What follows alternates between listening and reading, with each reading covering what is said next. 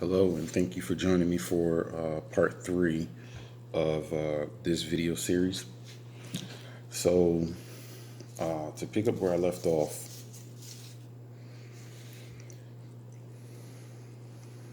there are other ways of fighting wars and waging wars, other than two or more parties shooting it out. And through this series, I've explained a couple.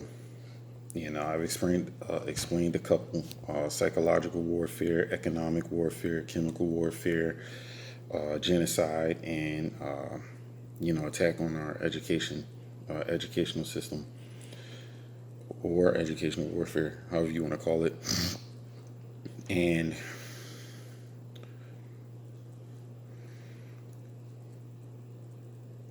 they pretty much line up with a lot of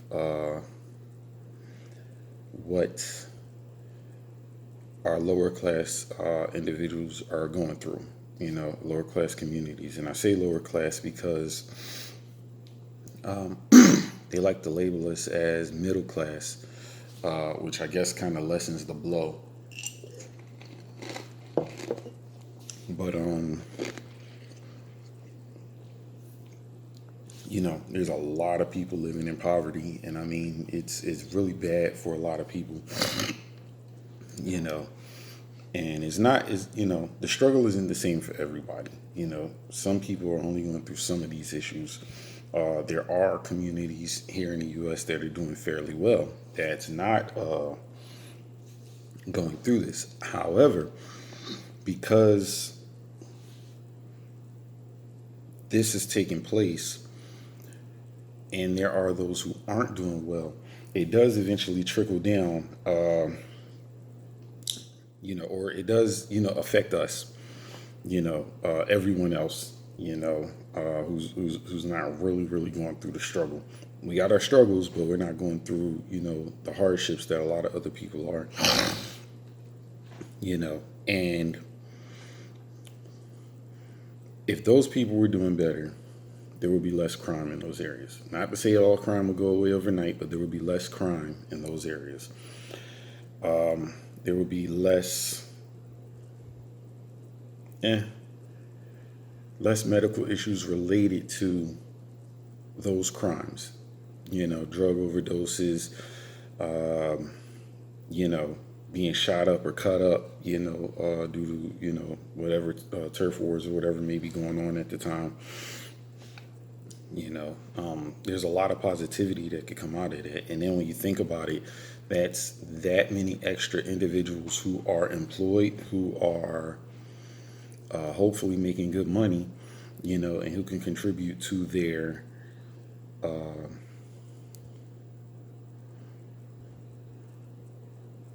city, I guess. I mean, not everyone who's going through that lives in the city, but they can contribute, through their taxes or whatever.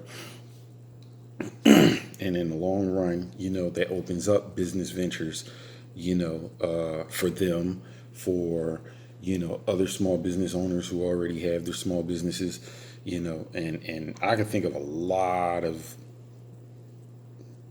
business that could be gained from lower, from people, in the lower class. And if you're in the middle class, I kind of consider that lower class as well.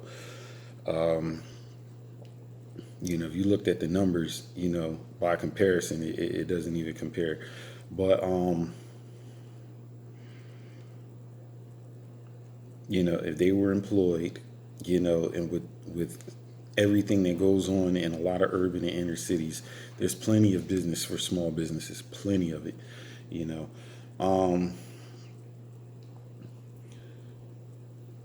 Now, also, I want to make sure that I'm not saying that the U.S. government is directly involved. I'm not saying that they're not either, but I'm not saying, or suggesting that the U.S. government is involved, even though there is proof that they have been involved in the past. I don't know if they're involved now, What I do know is that those behind the government are involved. And as long as our government is for profit, you know, we're going to have these problems. And that's one of the major problems, you know, with our government and our system now is that it's for profit. You know, it can be bought. Our politicians can be bought. Votes can be bought, you know. And to cure, I'm going to go as far as saying cure, to cure a lot of the issues in America, that's one of the first things that we need to change. You know, we need legit politicians who legit represent the people who voted for them, the people of the United States, and who will properly represent, you know, their voters, you know.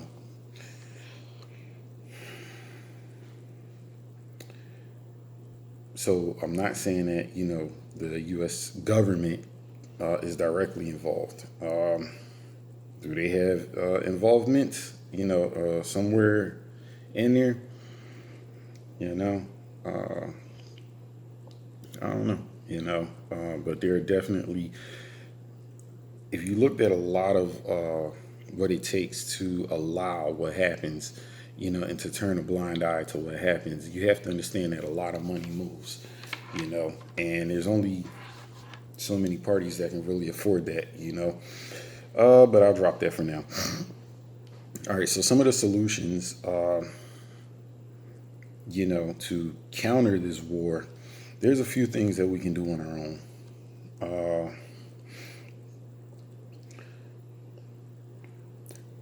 Change what you listen to.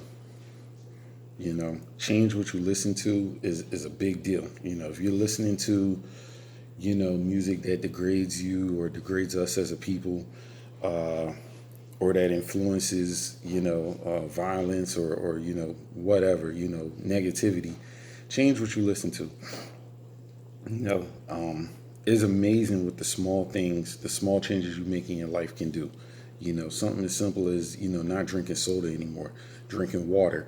You know, your body feels so much better. You know, you have such an improvement on things, you know, getting a little bit of extra sleep. You know, you can feel so much more rested and energized, you know, so it's just a small thing. So, you know, changing what you listen to is one thing.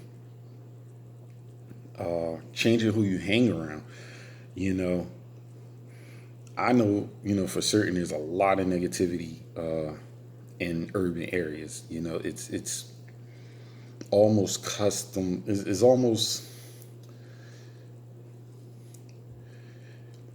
is a norm. Is a norm. You know, where you know you can throw disrespectful, you know, terms at each other. You know, and you know it's actually meant out of love. You know, or you know you can sit there and insult each other back and forth. You know, you can do that for fun. You know, you be busting on each other. You do it for fun. You know, but remove yourself from you know some of these negative influences. You know, some of these people who aren't good for you. You know, the people you know who mentally and spiritually aren't good for you. And I know not everybody can do that, but for those who can do it, you know, that's part of just a small solution in improving yourself, you know, and your mentality. Alcoholism is a real problem, you know, and drug abuse is a real problem. You know, I don't expect anyone to beat those issues on their own. There are people who can, but I wouldn't expect it. You know, those are things that people generally need to go and seek help for. And unfortunately, those resources aren't always available in urban cities, and especially if people started doing that in the you know in masses and in large groups, you know, the few resources that are available will be overwhelmed. So that's another issue. You know, there needs to be more resources in the urban communities. You know, to address mental illness, to address psychological effects of the things that people have witnessed, the things that people have lived through. You know, I could think of at least on my dad's side, including me, there's probably not a single family member who hasn't been robbed, or that someone attempted a robbery on them. And I can think of quite a few people on my mom's side as well. You know, that could be a traumatic experience for some people. I can think of a number of people I'm not going to address who have been sexually molested or raped. That is traumatic. I don't care who you are. You can play tough guy all you want. That is traumatic. And it's such an underreported crime. Because it happens to males too. And males will keep their mouth shut and take that to the grave with them, but they'll suffer with it. For all their life or whatever. And there are females that do that too.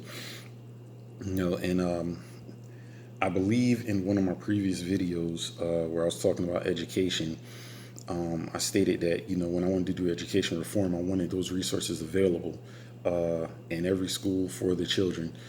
Because once you get into schools and you see some of these kids act up and act out, a lot of times there's a reason for that.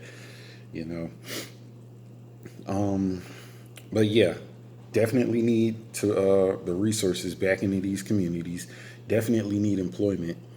And one of the problems is that a lot of these people are beyond repair. It's just the truth.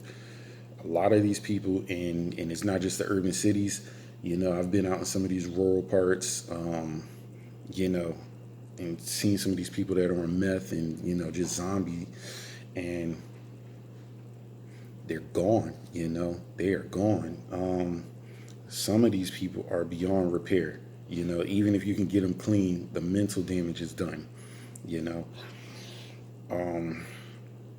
So you have to prepare for the future.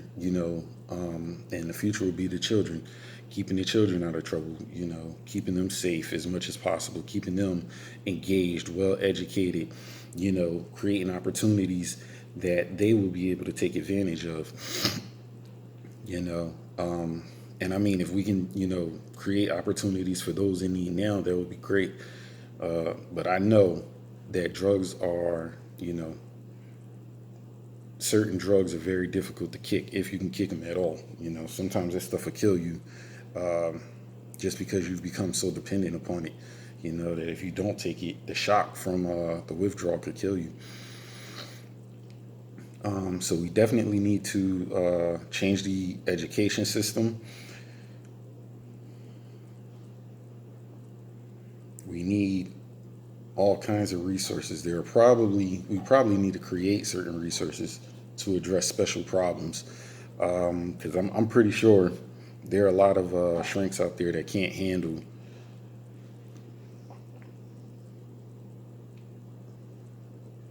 what some of these people really need to get off their chest, and out of their head. And then also one of the major changes that the government could play a role in is actually doing their daggone job. DEA, who's bringing the drugs in. Y'all gotta know, you have people in, all different areas in South America. What I mean? We're sitting back playing this game of cat and mouse or whatever, and you're trying to address, I want to say, somewhat of a military problem with law enforcement, and it doesn't, to date, it hasn't worked. And I'm pretty sure those individuals know who's really at the top of all of this and who's allowing that stuff in. So I'm pretty sure they would be great individuals to talk to and break down everything. I mean, there's way more to it, in the actual drug wars than even I know, but I'm not going to get into all of that. But the federal agencies doing their job. If we can push all of those resources to the southern border and build a wall, which we haven't done it yet, but they're trying to build a wall that'll cross 3 states, along the southern border. That's very, very expensive. That's a lot of real estate being used up. a lot of finances. You're still going to have your Border Patrol agents. You got ICE agents. That's a lot of money. And if you look at, just the what was it, 5 billion or $8 billion or something like that Trump was looking for just to kind of start the wall. You know how many changes here in America that you could do with that kind of money.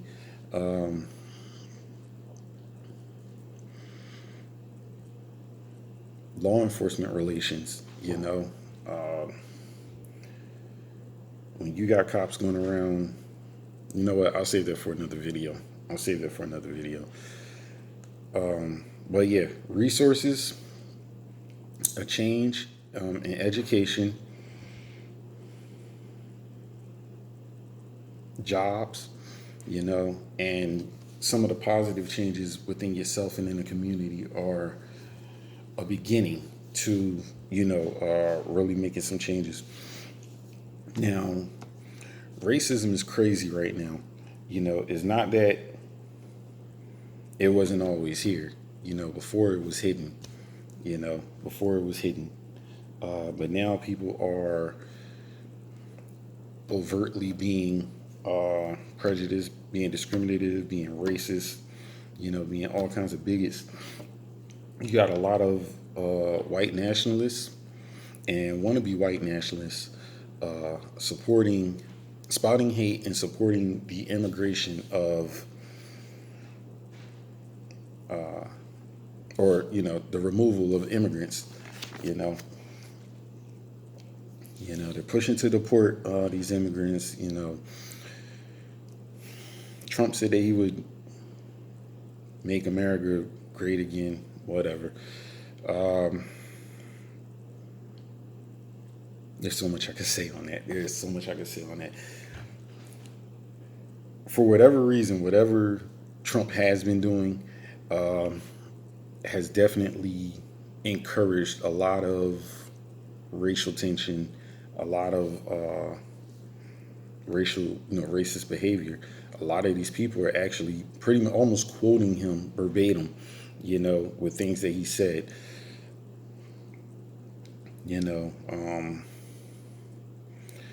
It's been argued by some of his supporters that immigrants are taking advantage of the welfare system, sucking up hundreds of millions of dollars, in welfare and of their taxpaying dollars.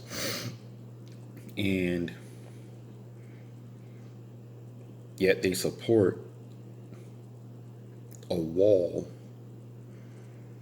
and federal efforts that exceed tens of billions of dollars, maybe even more. How does that make sense? And then you have people who are making money, some of Trump's supporters who are making money, who are speaking out. And there's a lot of my, me. I'm worried about my money. I'm worried about,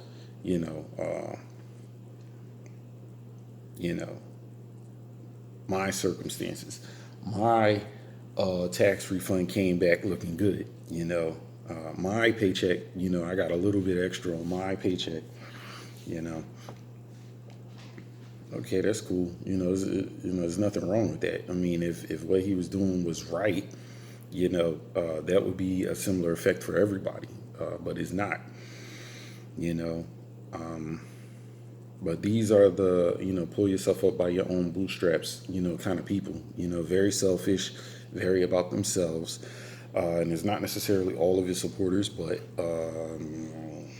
I would have to say more than 90% of those that I've encountered are those type of people. And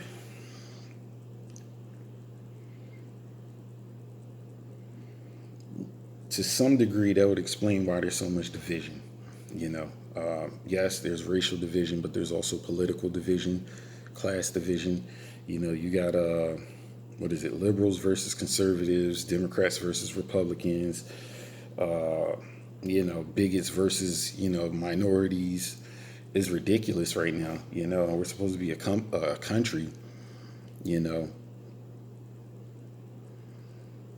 I mean, we got united in our title, United States, you know, and this game that they're playing, this warfare, this psychological crap is working. You got poor,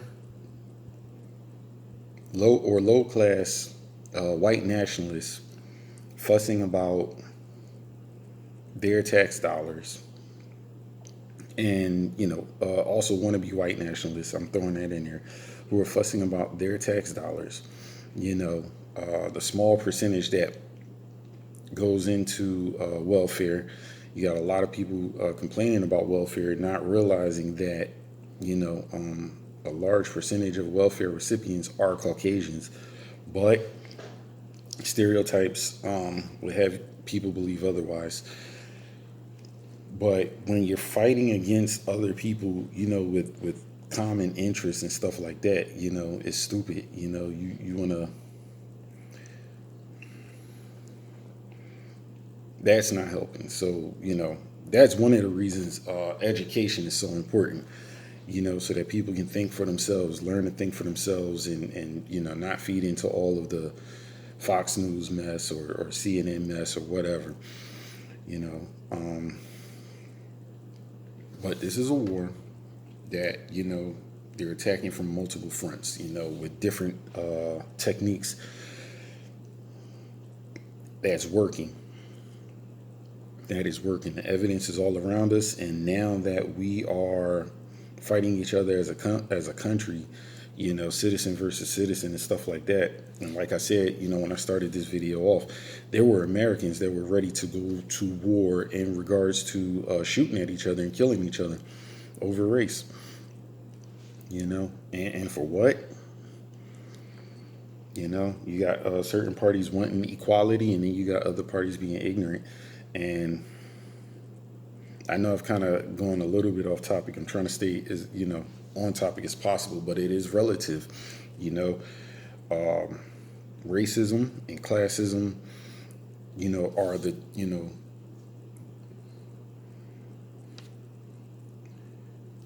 it's being used against us. When this country could be doing so much better, and we have to find solutions for that.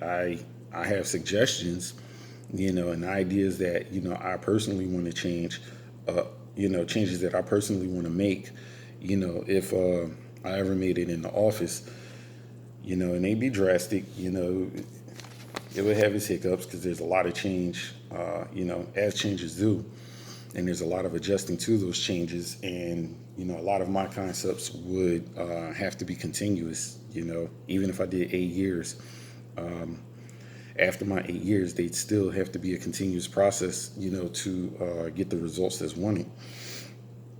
And in later videos, I'm going to actually encourage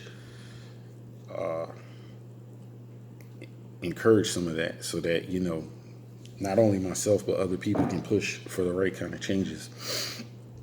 So